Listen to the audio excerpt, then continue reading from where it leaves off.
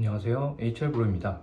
오늘은 면접에 임하는 태도, 자세 등에 대해 말씀드린 지난 시간에 이어 면접에서 정말 많은 분들이 사용하고 있지만 피하는 것이 좋은 말들, 단어, 그리고 혹은 말해도 괜찮은 좋은 말들에 대해 말씀드려 보려고 합니다.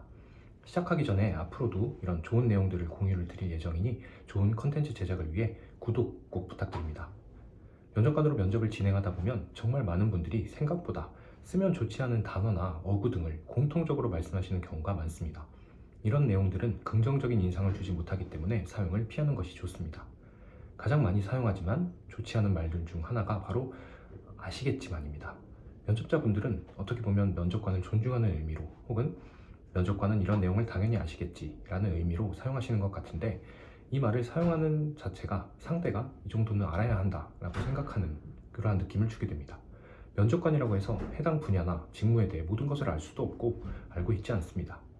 이 말을 사용하셨는데 실제로 면접관이 그 내용을 모른다고 했다면 면접관은 당황하거나 좋지 못한 생각을 하게 될 수도 있습니다. 이 말을 습관적으로 사용하시는 분들이 정말 많은 것 같은데 피하시는 편이 좋습니다. 상대를 존중하는 것보다 오히려 언짢거나 당황하게 할 수 있는 단어인 것 같습니다. 그 다음은 바로 앞에서 말씀드린 것처럼입니다. 이는 어떻게 보면 면접자분들이 습관처럼 말하기 전에 붙이는 어구 같은데요.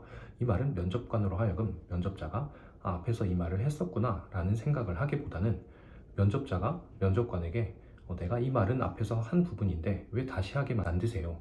라는 말을 하는 것 같은 느낌이나 인상을 주게 만듭니다. 면접관으로 있으면서 이 말을 정말 많이 들었는데 제가 실제로 받은 느낌은 앞에서 이분이 뭐라고 했었지? 라는 생각이 가장 먼저 듭니다.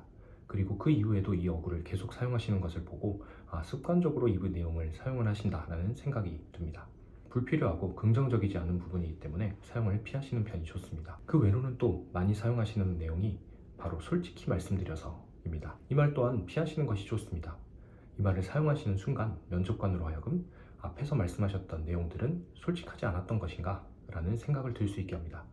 면접자분들은 내용을 강조하고 싶어서 혹은 정말 솔직하게 말하고 싶은 부분이 있을 때 사용을 하시는 것 같지만 피하는 것이 좋습니다. 그리고 비슷하지만 죄송하지만 이라는 어구도 피하는 편이 좋습니다. 면접장에서는 죄송한 느낌이 드는 일을 하셔도 안 되고 하시지도 않을 것입니다. 죄송하지만 이라는 말을 사용하면서 상대방이 하시는 말씀이 상대방에게 미안한 내용 혹은 죄송한 내용이라는 느낌을 주게 되는데 실제 그런 말이라면 하시지 않는 편이 좋겠죠.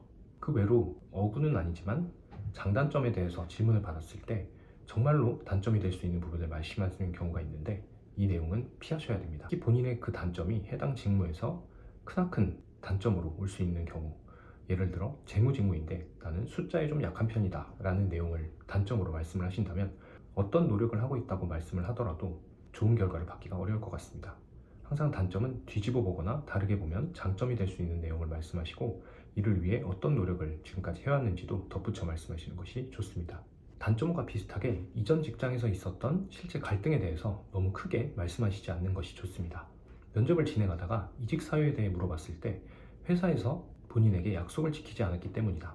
면접자분은 입사를 하면서 승진이 될 것을 약속받고 갔는데 승진이 되지 않아서 본인은 이직하려고 마음을 먹었다 라는 말씀을 해주신 분이 있었는데, 이 내용은 면접자가 본인의 뜻과 맞지 않는 일이 생길 때 바로 조직을 떠나는 사람이다 라는 느낌을 주게 되어 좋은 결과로 이어지지 못했습니다. 항상 이직 사유는 개인적이고 감정적인 내용을 빼고 더 발전적인 내용으로 말씀을 하시는 편이 좋습니다. 그리고 가끔 면접에서 연봉에 대해 바로 물어보시는 분들도 있는데 이는 면접의 분위기 그리고 면접자분의 이미지를 긍정적으로 보여주기 어렵습니다. 처우 협의는 합격이 확정되고 인사 담당자와 이루어지게 되기 때문에 미리 이 내용을 언급하시는 부분은 좋은 결과에 도움이 되지 않을 것 같습니다. 지금까지는 피하는 편이 좋은 말들에 대해 이야기해봤는데 반대로 쓰셔도 되고 좋은 내용에 대해서 말씀드려 보겠습니다. 면접에서 말씀하시면서 이 면접 기회를 가지게 되어 정말 감사드린다, 이런 내용은 말씀하셔도 되고 좋습니다. 특히 준면접과 같은 화상 면접으로 진행을 하면서 통역사분이 계실 때 어려운 내용을 잘 통역해 주신 통역사분께도 감사드린다, 이런 내용을 말씀하신 분 본 적이 있는데 면접관 분들이 굉장히 긍정적인 이미지를 갖게 만들었습니다. 또한 해보지 않은 직무에 대해 해봤는지 질문을 받으셨을 땐 솔직하게 해보지 않았다고 그대로 말씀하셔도 됩니다. 다만 그 직무나 경험과 가장 유사했던 본인이 해본 직무를 말씀하시는 편이 좋습니다. 혹은 항상 해보려고 노력해왔고 잘할 수 있다 라는 식으로 말씀을 하시는 것이 좋습니다. 그리고 말씀 중에 제가 이 회사에 입사하게 된다면 이런 말은 너무 자주 쓰시지는 않더라도 쓰셔도 좋은 편입니다. 면접관 분들로 하여금 이분은 정말 회사에 입사의 의지가 있는 분이라는 인상을 주게 만듭니다.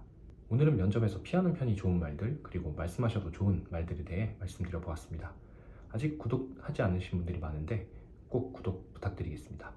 그럼 모두들 화이팅 하시기 바랍니다. 감사합니다.